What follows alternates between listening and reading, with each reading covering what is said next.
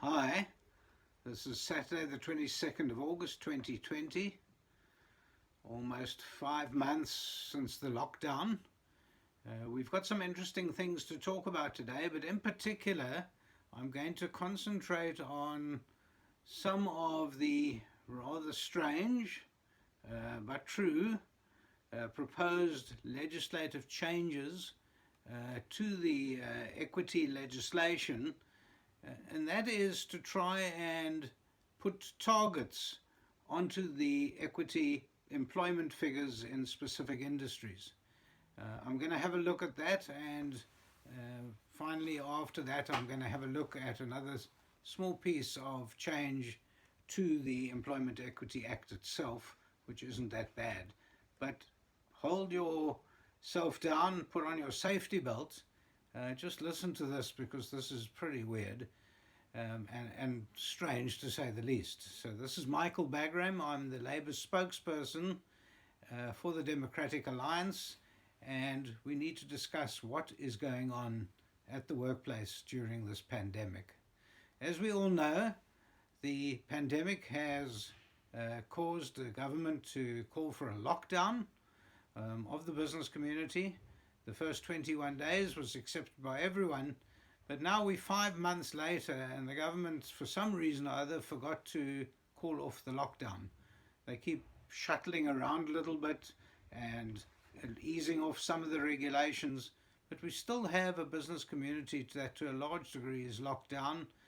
Thankfully, people are going back to work, and thankfully the businesses that have survived thus far are starting to open up. But we know that the retrenchments go on thick and fast, the dismissals for operational requirements. Now, you know what that means. That means as the business community is retrenching, their staff numbers are shrinking, obviously. So if you normally had 100 people at work before the lockdown, and you now got enough work for 20 people, you're going to retrench 80. And in that retrenchment program, you're going to very strictly follow Section 189 of the Labour Relations Act. And that Section 189 of the Labour Relations Act holds supreme. None of the regulations can change it. That act says that when you're going to dismiss people for operational requirements, you must consult with them. Obviously, those positions that have become redundant will be affected.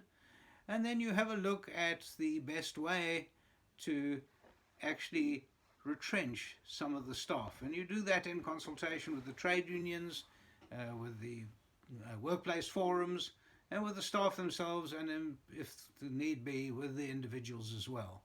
And it's a tried and trusted method. It's a no-fault exercise. So when people get retrenched, it's not due to any fault of theirs, and you look at an objective way of retrenching people. In other words, the most objective way is last in, first out. LIFO, last in, first out. In other words, if you've got 4 waiters in a restaurant and you need to ask 2 to leave, you would ask the newest 2 to go. I mean, obviously that's the objective way of doing it. Now, some genius in the Department of Employment and Labour, some genius somewhere, condoned by the minister, mind you, has now proposed that there would be regulations coming in that you have to hit certain targets in a particular industry. And the targets would have to obviously show that you employ more black people, more disabled people, more women. All of that is good stuff. But they are now setting these targets during the lockdown and during an unprecedented time in our history in South Africa, when we've, in the space of 5 months, lost almost 4 million people.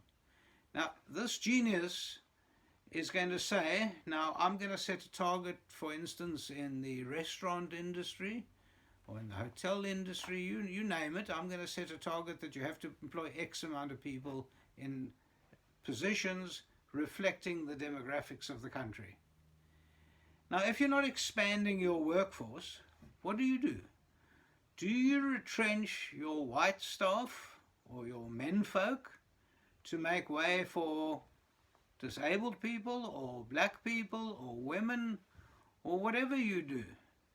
Obviously you can't. The legislation doesn't allow that.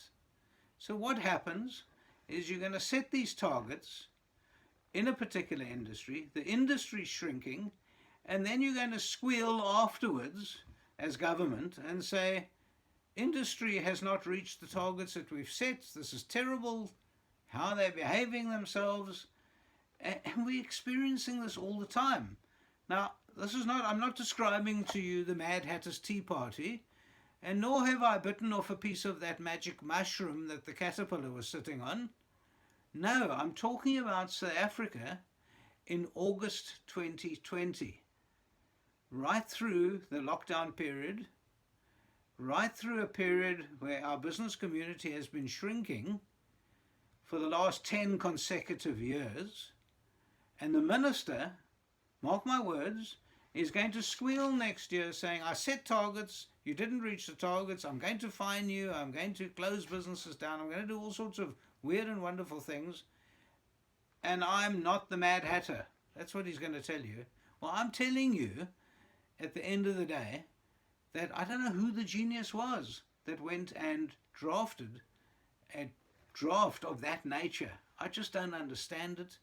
We can look to the skies, shake our heads in disbelief, but I'm telling you that that's South Africa today. Somehow they're not actually in any way thinking about the business community, about the employees of the country, the workers. No one's thinking about them. We went through a massive retrenchment in this country over, I think it's now 20 consecutive quarters. And their answer to that was to introduce a minimum wage. Now, how genius is that when the Treasury warned us that we're going to lose 750,000 jobs? Well, we did. And then everyone said, gosh, why did we lose 750,000 jobs? Well, I'm telling you now that the business community is going to carry on retrenching. No one is encouraging them to stop the bleeding. No one is encouraging them to start looking at employment. What we're encouraging them to do is to throw their hands up in the air and say, we're living in a Mad Hatter's Tea Party. On a brighter side and a better way, at least our government is now starting to think a little bit about a code of good practice. I'm reading from it on prevention and elimination of violence and harassment in the world at work. That's being published for comment, and I'm suggesting people have a look at this, comment on it. It actually is a good piece of legislation. It should be a good code. The draft code should be a good one, and I'm hoping that people do, at the end of the day, come forward and comment on this. We need to implement a proper code of this nature so that we can avoid the sexual harassment at work, we can avoid the bullying at work. We can't afford that. So thank you for listening to me once again today. It's Michael Bagram, the Labour spokesperson of the Democratic Alliance. I really appreciate it. Thank you.